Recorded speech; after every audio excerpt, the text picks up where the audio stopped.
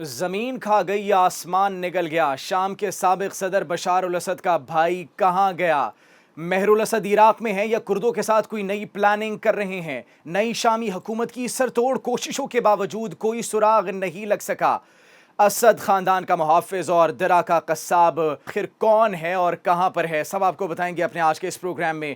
آپ ایک news digital دیکھ رہے ہیں اور مجھے جواد یوسف کہتے ہیں۔ مہر الاسد، وہ مہر الاسد ناظرین جن کو ایک خوفناک دیو کہا جاتا ہے، جن کی کہانی ایک خوفناک کہانی کہی جاتی ہے، جن کا نام سن کر دل کانپ اٹھتے ہیں اور پیروں تلے زمین پھسل جاتی ہے، ایسا کہتے ہیں وہ لوگ جو کہ شام میں اس وقت موجود ہیں۔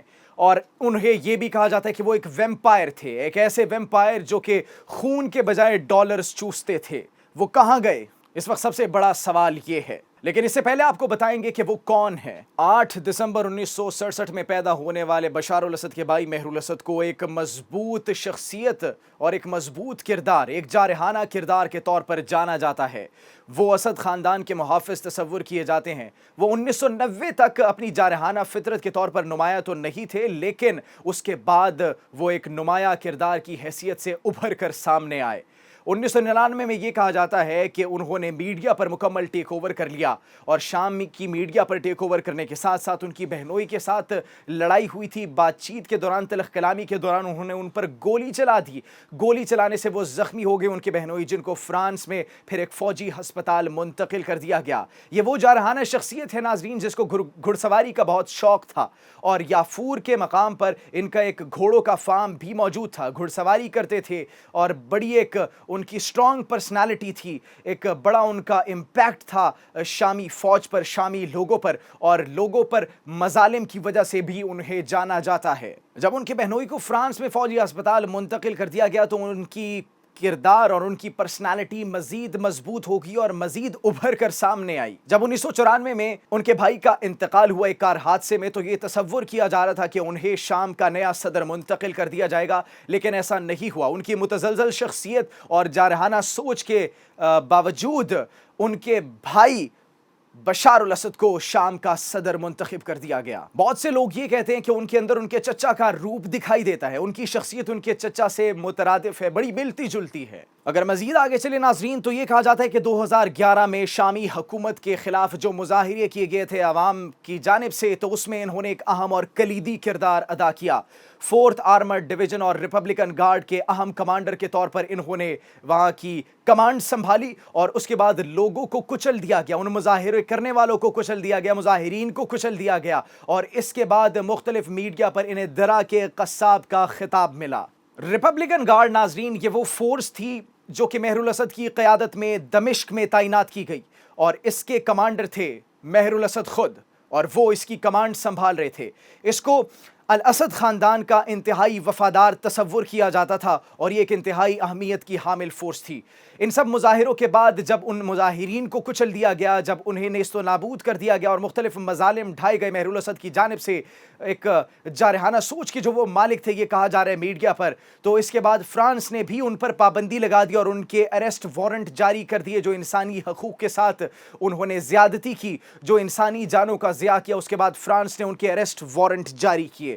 اس کے ساتھ ساتھ ایک بہت ہی انتہائی گروپ کے بھی وہ کمانڈ سنبھال رہے تھے، اور وہ گروپ تھا شبیہہ ملیشیا۔ ان احتجاجوں کو دبانے کے بعد امریکہ کے اس وقت کے صدر باراک اوباما نے بھی ان پر پابندی لگا دی۔ وہ پابندی اس طریقے سے کہ جتنے بھی ان کے امریکی اثاثے موجود تھے ان کو منجمد کرنے کا فیصلہ کیا گیا۔ یورپی یونین کی جانب سے احکامات جاری کیے گئے، اور وہ احکامات یہ تھے کہ یہ شام کے اندر وہ لوگ جن پر پابندی عائد ہے ان کی فہرست میں داخل کر دیا گیا، شامل کر دیا گیا ان کو۔ 2012 میں پھر انٹرنیشنل کرائسس گروپ کی جانب سے ایک رپورٹ سامنے آتی ہے جس میں ان کو حکومت کی طاقتور ترین شخصیت قرار دیا جاتا ہے۔ اسی سال ناظرین پھر افواہیں آتی ہیں کہ یہ مر گیا ہے، یہ کسی حادثے میں مر گیا، یہ ہلاک ہو گیا، لیکن پھر اچانک سے ان کا میڈیا پر اور لوگوں کے درمیان نمودار ہونا ان تمام دعووں کو مسترد کر دیتا ہے۔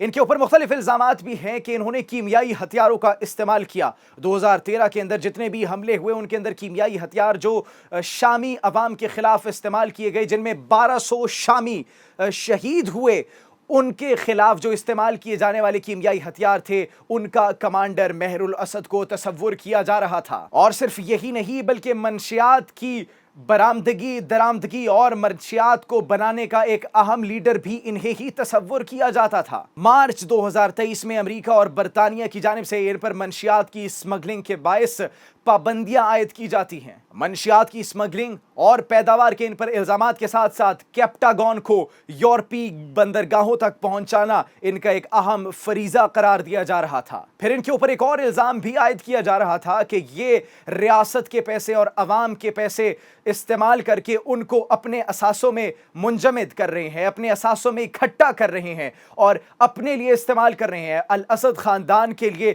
جتنے بھی پیسے اور غیر قانونی کام کیے ان میں ان کو سر فہرست تصور کیا جانے لگا۔ جتنا بھی مال انہوں نے بنایا وہ یہی تصور کیا جا رہا تھا کہ وہ ریاست کے پیسے اور ریاست کا حق استعمال کیا جا رہا ہے اپنے لیے، اپنے ذاتی مفاد کے لیے۔ مہر الاسد کو انتہائی قریبی ساتھی بھی سمجھا جاتا تھا ایران کا، اور اپنے بھائی بشار الاسد پر پریشر ڈالنے والا، اس کو کنٹرول کرنے والا بھی اسی کو سمجھا جاتا تھا۔ اور یہ بھی کہا جاتا ہے کہ کمپرومائز نہ کرنے کا کہا جاتا تھا، جنگ میں کسی بھی صورت کمپرومائز نہ کرنے کا جو کہا جاتا تھا وہ بھی اسی مہر الاسد کی جانب سے کہا جاتا تھا بشار الاسد کو کہ کوئی کمپرومائز جنگ پر نہیں ہوگا۔ ناظرین، آخری وقت ان کو ملٹری ایئرپورٹ پر اپنے بھائی کو ان پر چیختے ہوئے دیکھا جا سکتا ہے، یہ کہا جا رہا ہے۔ اور اس کے ساتھ 7 دسمبر کو ان کو پلاننگ کرتے ہوئے، اپنے بھائی کو بریفنگ کرتے ہوئے بھی دیکھا جا سکتا ہے۔ یہ تاثر دیا گیا ہے اور یہ کہا گیا کہ آخری وقت تک وہ متحرک اور منظم نظر آئے کہ کس طریقے سے شامی باغیوں کا، شامی اپوزیشن فورسز کا مقابلہ کرنا ہے، ان کے خلاف پلاننگ کس طریقے سے کرنی ہے۔ مطلب دمشق کے گرنے، دارالخلافہ کے گرنے سے ایک دن قبل تک وہ اپنی پلاننگ کر رہے تھے، وہ بریفنگ دے رہے تھے اپنے بھائی بشار الاسد کو کہ کس طریقے سے مقابلہ کرنا ہے۔ لیکن جب ان کو یہ پتہ لگا کہ بشار الاسد بھاگ چکے ہیں، فرار ہو چکے ہیں، تو وہ بھی اپنے قریبی ساتھیوں کے ساتھ غائب ہو گئے۔ لیکن اب سوال یہ کیا جا رہا ہے کہ آخر وہ ہیں کہاں پر؟ وہ عراق میں موجود ہیں یا پھر وہ کردوں کے ساتھ کوئی نئی پلاننگ کر رہے ہیں؟ اس حوالے سے ناظرین عراق کا بیان سامنے آیا ہے اور وہ یہ کہہ رہے ہیں کہ عراق کے پاس مہر الاسد موجود نہیں ہے۔ انہوں نے ان تمام تر الزامات کی تردید کر دی ہے کہ ہمارے پاس وہ نہیں موجود، ہمارے پاس فوجی لازمی آئے ہیں، سینکڑوں ہزاروں کی تعداد میں فوجی تو آئے ہیں ٹریول کر کے، ہجرت کر کے، لیکن ان سب میں مہر الاسد موجود نہیں ہے۔ یہ تمام تر الزامات جھوٹے ہیں، یہ تمام تر الزامات سیاسی مقاصد کی بنا پر لگائے جا رہے ہیں۔ اس کے ساتھ اگر بات کی جائے کرد کی، تو کرد کے لوگ یہ کہہ رہے ہیں، کردستان یہ کہہ رہا ہے، جو سلیمانیہ کا علاقہ ہے وہاں پر کہا جا رہا تھا کہ وہ موجود ہے، تو انہوں نے کہا کہ جیوگرافیکلی پاسبل ہی نہیں ہے، اس کی کوئی پاسبلٹی نہیں ہے کہ وہ وہاں پر آ جائے۔ وہاں پر کوئی پورٹ نہیں ہے، وہاں پر کوئی جہاز کا جو فلائٹس کا ایک آپریشن ہے وہ اس طریقے سے بحال بھی نہیں ہے، تو وہ کیسے وہاں پر آ گئے؟ یہ الزامات جھوٹے ہیں۔ لہٰذا کردوں نے بھی تردید کر دی ہے ان تمام تر بیانات اور الزامات کی کہ وہ آخر میں ہیں کہاں پر۔ اب یہ لوگ پوچھ رہے ہیں، ایک انتہائی مصدقہ ذرائع کے مطابق یہ کہا جا رہا ہے کہ جہاں پر بشار اور ان کی فیملی موجود ہے ماسکو، یہی کہا جا رہا ہے کہ انہوں نے ماسکو میں پناہ لی ہوئی ہے اور وہ اس معاملے سے اس وقت خاموش ہیں، غائب ہیں اور ایک پلاننگ کر رہے ہیں اور ایک نئے روپ کے ساتھ سامنے آئیں گے اور بھرپور انداز میں سامنے آئیں گے۔ یہ مختلف ذرائع اور لوگ مبصرین اس وقت یہ دعوے کر رہے ہیں اور باتیں کر رہے ہیں، لیکن ان کے اندر اس طریقے سے کوئی حقیقت اور سچائی موجود ہے یا نہیں، یہ آپ فیصلہ کیجئے گا۔ کمنٹ سیکشن میں اپنی رائے سے ضرور آگاہ کیجیے گا۔ اپنا بہت خیال رکھیے۔ اللہ نگہبان۔